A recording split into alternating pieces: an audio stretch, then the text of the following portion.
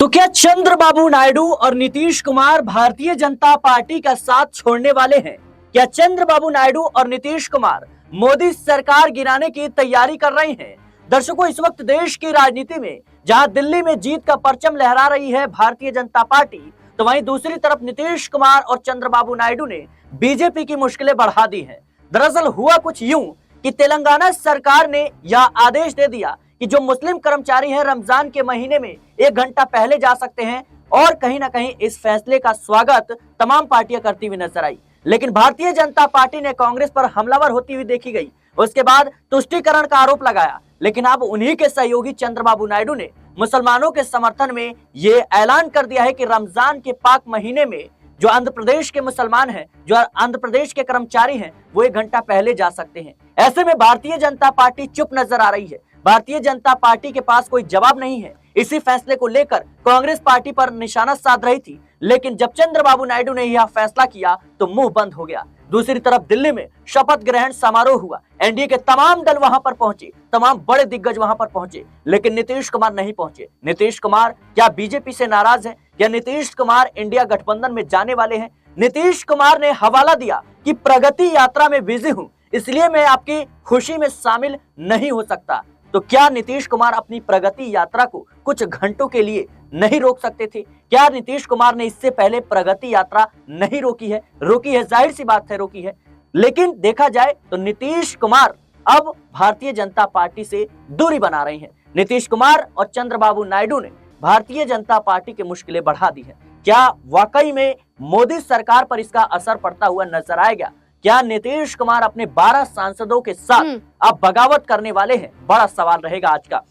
मेरे साथ इस मुद्दे पर बातचीत करने के लिए नाज़मीन मौजूद है, जो बिहार की राजनीति को बारीकी से जानती है। नाज़मीन, आपका बहुत बहुत स्वागत है। नाज़मीन, जिस तरीके से आप देख रही हैं, लगातार चंद्रबाबू नायडू हो या फिर नीतीश कुमार हो, भारतीय जनता पार्टी को आंख दिखाते हुए नजर आ रहे हैं। क्या लगता है आपको कि रमजान को लेकर के चंद्रबाबू नायडू का यह ऐलान करना और बीजेपी का चुप्पी साध लेना, दूसरी तरफ नीतीश कुमार का शपथ ग्रहण समारोह में ना पहुंचना, क्या एनडीए में बड़ी फूट को कहीं ना कहीं अंजाम दे सकता है? देखिए, इस बात का अगर मैं एक उदाहरण देकर कहना चाहूँ या पूरा करना चाहूँ, तो पहले मैं उत्तर प्रदेश का जिक्र कर लेती हूँ। उत्तर प्रदेश में विधानसभा सत्र चल रहा था और सूबे के मुख्यमंत्री योगी आदित्यनाथ जी सदन में भाषण देते हैं, और भाषण देते हुए वो मुसलमानों को लेकर एक ऐसी टिप्पणी करते हैं जिसके बाद उनकी आलोचना हर तरफ हो रही है। ना सिर्फ उत्तर प्रदेश में, हर राज्यों में मुख्यमंत्री योगी आदित्यनाथ के खिलाफ और माफी मांगने को लेकर दबाव बनाया जा रहा है।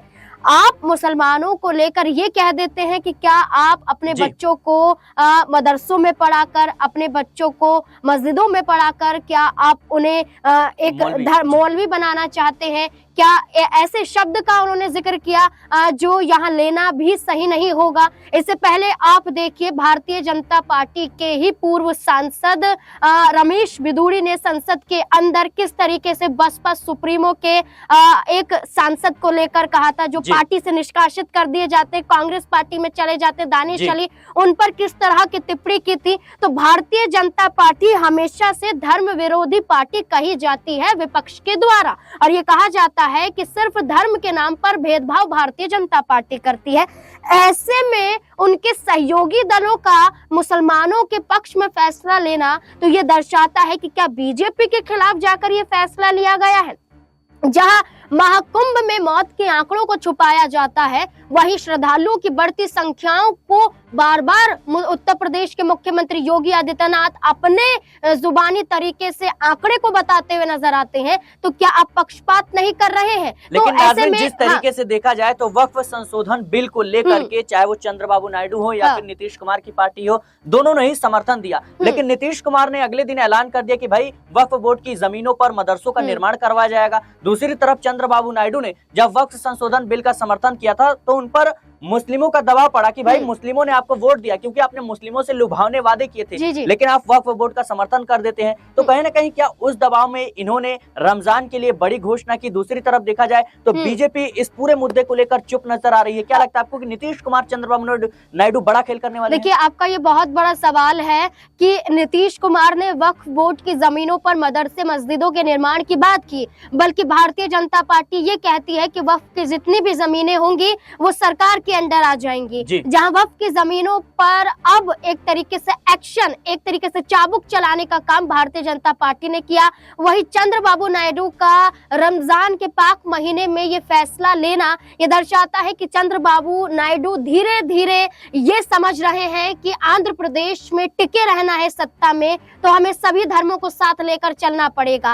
वक्फ संशोधन बिल के मुद्दे पर चंद्रबाबू नायडू का एक ऐलान मुसलमान विरोधी उन्हें कहीं ना कहीं बता रहा था। ये आपने बात सही की कि रमजान के मौके पर यह फैसला ये दर्शाता है कि चंद्रबाबू नायडू कहीं ना कहीं अब मुसलमान के समर्थन में दिखाई दे रहे हैं। अब आप ये देखिए कि कांग्रेस पार्टी ने तेलंगाना नाज़मीन जिस तरीके से देखा जाए तो चंद्रबाबू नायडू और नीतीश कुमार तो है ही, लेकिन नाज़मीन मैं आपको रोकना चाहूंगा, जिस तरीके से देखा जाए तो एकनाथ शिंदे भी नाराज हैं। नीतीश कुमार और चंद्रबाबू को अगर छोड़कर हम बात करें तो देखा जाए तो एकनाथ शिंदे नाराज हैं, उधर अजीत पवार नाराज हैं और कहीं ना कहीं अनुप्रिया पटेल भी लगातार भारतीय जनता पार्टी को आंख दिखा रही हैं। चिराग पासवान शांत नजर आ रहे हैं, जो कह सकते हैं कि जयंत चौधरी हैं वो भी शांत नजर आ रहे हैं। क्या ये तमाम चेहरे इस बात की इंतजार कर रहे हैं कि नीतीश कुमार खेल बिगाड़े तो पीछे पीछे हम भी चल देंगे? देखिए, भारतीय जनता पार्टी एनडीए गठबंधन के साथ देखी जाती है। केंद्र के स्तर पर आप देखेंगे तो भारतीय जनता पार्टी के पास कुल मिलाकर 240 लोकसभा सीटें हैं और गठबंधन के साथ देखा जाए 293 सीटें यहाँ पर नजर आती हैं। 272 के करीब शायद आप ये देखिए कि भारतीय जनता पार्टी के तमाम सहयोगियों का साथ है, तभी नजर आता है कि भारतीय जनता पार्टी मजबूत है। और ये बहुमत का आंकड़ा है कि आपको 270 से अधिक यहाँ पर बहुमत का आंकड़ा पेश करना होगा और गठबंधन के साथ मिलकर बीजेपी 293 यहाँ पर सीटों को साबित कर देती है। तो आप देखिए, अकेले देखी जाए तो बीजेपी के पास 240 कहां से बहुमत नजर आता है। इसलिए इन सभी दलों की जरूरत भारतीय जनता पार्टी को पड़ रही है। नीतीश कुमार ने लोकसभा चुनाव जिता कर दिया, चंद्रबाबू नायडू ने लोकसभा चुनाव में 16 सांसद दे दिए, एकनाथ शिंदे ने लोकसभा चुनाव जीतकर 7 से 8 सांसद दे दिए, अजीत पवार के पास एक सांसद है लेकिन एक संख्या बढ़ जाती है। तो आप देखिए कि ये जो दल है और ये जो दल के तहत भारतीय जनता पार्टी इस बार लोकसभा चुनाव में केंद्र में अगर टिकी है तो सिर्फ गठबंधन के सहारे।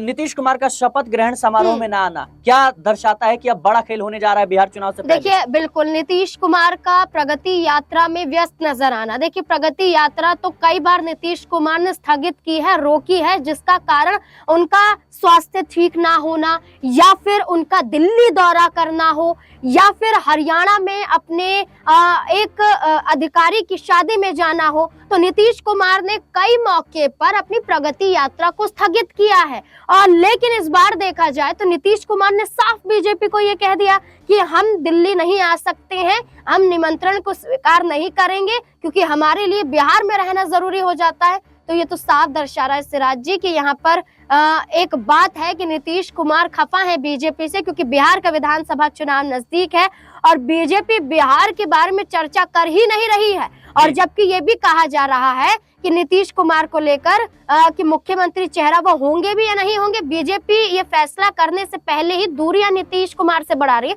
तो नीतीश कुमार की नाराजगी तो बढ़ेगी जी, जाहिर सी बात है नाज़मीन। जिस तरीके से देखा जाए दर्शकों तो चंद्रबाबू नायडू ने जो रमजान को लेकर ये बड़ा ऐलान किया, जो बड़ा फैसला किया, इसके बाद भारतीय जनता पार्टी बैकफुट पर नजर आ रही है। दूसरी तरफ नीतीश कुमार शपथ ग्रहण समारोह में नहीं पहुंचे, भारतीय जनता पार्टी की तमाम बैठकों से दूरी बना रही हैं, क्योंकि नीतीश कुमार भली भांति जानते हैं कि उनकी पार्टी को लेकर जो विपक्ष दावा कर रहा है कि वो उनके जो सांसद है, विधायक, वो तोड़े जा सकते हैं। ऐसे में उसका उदाहरण तो उन्होंने मणिपुर में देख ही लिया। तो कहीं ना कहीं नीतीश कुमार के अंदर वो बौखलाहट देखी जा रही है और कहीं ना कहीं राजनीतिक गलियारों में इस बात की चर्चा हो रही है कि नीतीश कुमार बिहार में बड़ा खेल करने जा रहे हैं। फिलहाल नीतीश कुमार और चंद्रबाबू नायडू को लेकर आपकी क्या राय है, हमें कमेंट बॉक्स में जरूर बताएं। देश और दुनिया की तमाम खबरों के लिए बने रहें नेक्स्ट 9 न्यूज के साथ।